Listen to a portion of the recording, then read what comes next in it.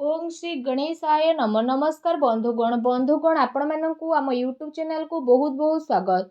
बंधुगण आज भिडियो रे आमे आपण मानकु कहिबा पई जाउछु आपणको पई विशेष भाबरे ए 48 घंटार समय अवधि विषय रे ए 48 घंटार समय आपणको पई किपरि साब्यस्त हेबो ता सहित केउ सब जिनिस रे आपणको फायदा हेबो केउ सब जिनिस रे आपणको सावधानता अवलंबन करबा को पड़िबो आपणकर लव लाइफ किपरि रहिबो क्यारियर किपरि रहिबो बिजनेस आउ व्यापार किपरि रहिबो ता सहित स्वास्थ्यर महत्वपूर्ण इनफॉरमेशन मध्ये आमे आपण माननको वीडियो रे देबु आउ ए वीडियो शेष रे आमे आपण माननको किछि उपाय विषय मध्ये कहिबु जहा द्वारा आपण ए दिन को आहुरी अधिक शुभ और मंगलदायक साब्यस्त करि परिबे।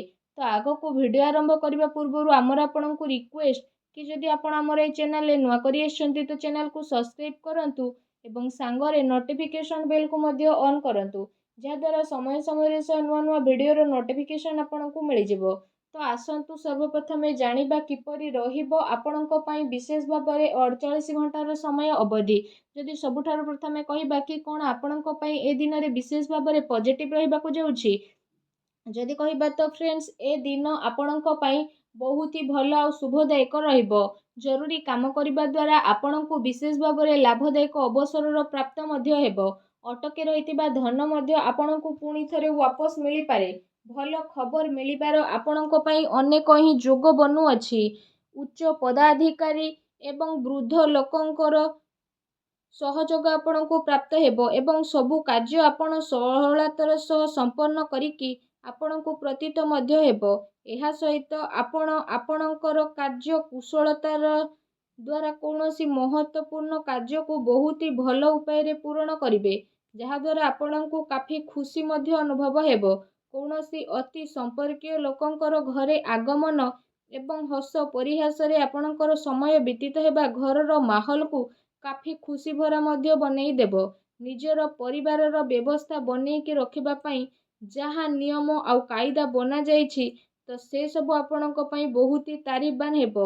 एहा द्वारा घरे अनुशासित माहौल रहिबो आउ पिला माने निजर पाठ पढ़ा द्वारा एकाग्र चित्त मध्य रहिबे आपण आपणकर डेली लाइफ रु बाहरी किछि नुआ करिबा पई चेष्टा करिवे जहा द्वारा आपणकर मानसिक आउ शारीरिक थकापण मध्य दूर हेबो आउ नुआ ऊर्जार प्रभाव आपण आपणक भितरे अनुभव मध्य करि नेबे। फाइनान्स संबंधित जदि कहिबा महत्वपूर्ण निर्णय नेबा पई मध्य ए दिन आपणक पई बहुत ही उत्तम दिन रहिबो विशेष भाव में ए दिनर समय आपणक पई किछि सकारात्मक उपलब्धि मध्य नेकी आसीबो निजर महत्वपूर्ण कार्य को निभेइबारे आपण आपणकर विशेष भाव में पूरा ऊर्जा लगेबे आपणक प्रयास अवश्य ही सफल हेबो। धर्म कर्म प्रति आपणक आस्था रहिबो दिल अपेक्षा आपण दिमाग रे मध्य निर्णय नेबे भावुकतारे आसिकी आपणकर निर्णय गलत मध्य होई पारे शेयर मार्केट आउ निवेश ए सबु संबंधित कार्य रे आपणक पई लाभदायक परिस्थिति एबे उत्पन्न मध्य हेबो जहा द्वारा आपणक मन बहुत ही प्रसन्न रहिबो। ता सहित आसंतु जानिबा आपणक पई कोन नेगेटिव रहिबो जदि कहिबा पारिवारिक स्थिति आपणकर चिंतापूर्ण मध्य होई पारे परिवार रे जणे आउ जनक सह ताळ मेळर अभाव मध्य हेबो अनावश्यक कथा को मध्य नहीं विवाद मध्य उत्पन्न हेबार विशेष भाव में संभावना देखा देउछि कौनसी प्रकार मन रे भ्रम उत्पन्न हेबा द्वारा जणे आउ जनक सह लड़ाई झगड़ा मध्य हेबो ता सहित पिलांकर कौनसी नकारात्मक गतिविधि कारणरू आपनको चिंता आउ क्रोध भली भावना मध्य विशेष भाव में उत्पन्न हेबो किंतु से सबु भूल को आपण ठीक करबा पई विशेष रूप से चेष्टा करंतु एहा द्वारा आपणक स्थिति रे शीघ्र ही सुधारता देखिबा को मिलिबो।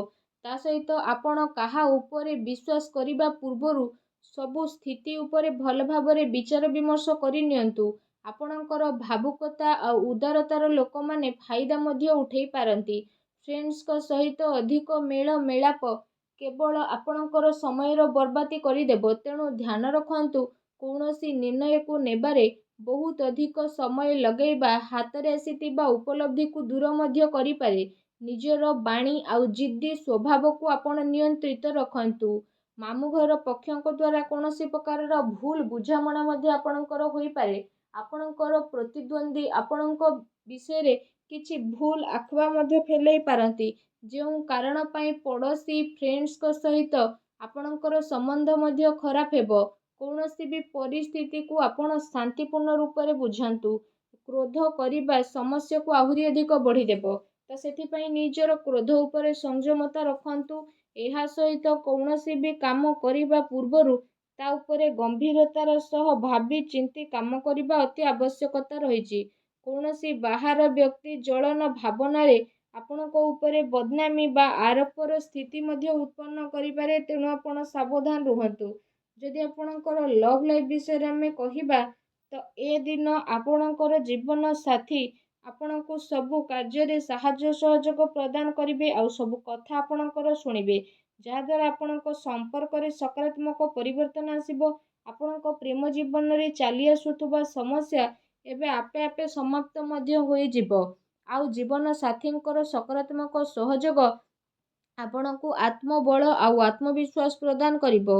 ଆପୋଷିକ ସମ୍ବନ୍ଧରେ ଆହୁରି ଅଧିକ ଘନିଷ୍ଠତା ଦେଖିବାକୁ ମିଳିବ।